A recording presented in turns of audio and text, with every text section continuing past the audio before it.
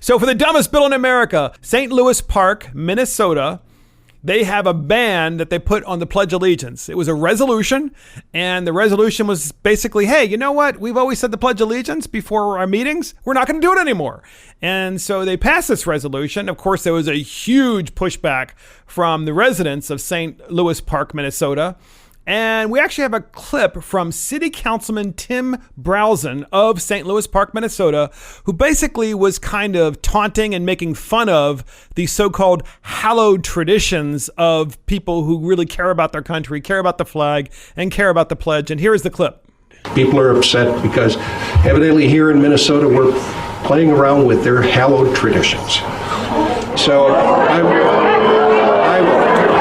there you have everybody booing in the background because he's basically taunting them, saying, your hallowed so-called traditions. Does he think he would have gotten away with that little slight in front of that whole audience? Clearly Come on. He did, because they put a ban in effect. I don't know what this guy's thinking. I mean, to a lot of people, the pledge is not so much about the words. It is a tradition, right? I mean, it's an American, principle to them. So it's less, the pledge and the words that in the pledge have been debated and litigated, for God's sakes, for years. But I mean, this is a tradition, and it's an American value, and people really care about it. Clearly, I love that people showed up at this meeting and started chanting USA, and told them how they really thought. So I'll take it a step further. Like, my opinion is, when I say the pledge, or whenever there's an opportunity to recite the pledge, even if I'm in a municipality building during a city hall meeting or a city council meeting, like we see here, it's my chance to reaffirm my allegiance to the values of the country that I'm a citizen of and that I respect and abide by it, and I want to strive for it every day as an American citizen. Well said. I may not say it every single day like I used to in elementary school and high school,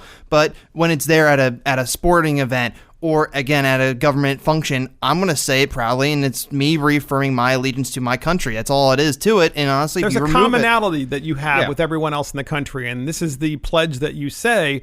And here's my thing, right? And we always do the dumbest bill in America, which is really important.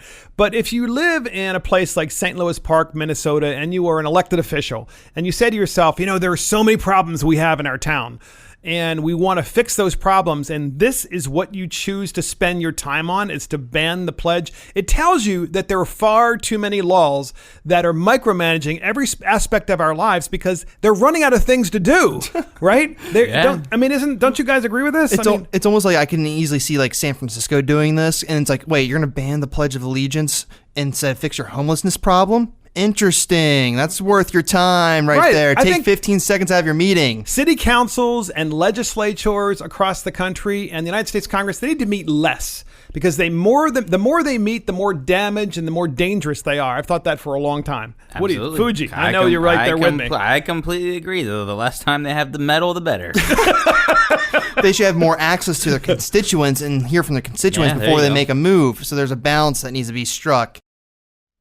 Hey everybody, this is Mark Fisher with Mark and the Millennials. Don't forget to like this video and subscribe to our channel.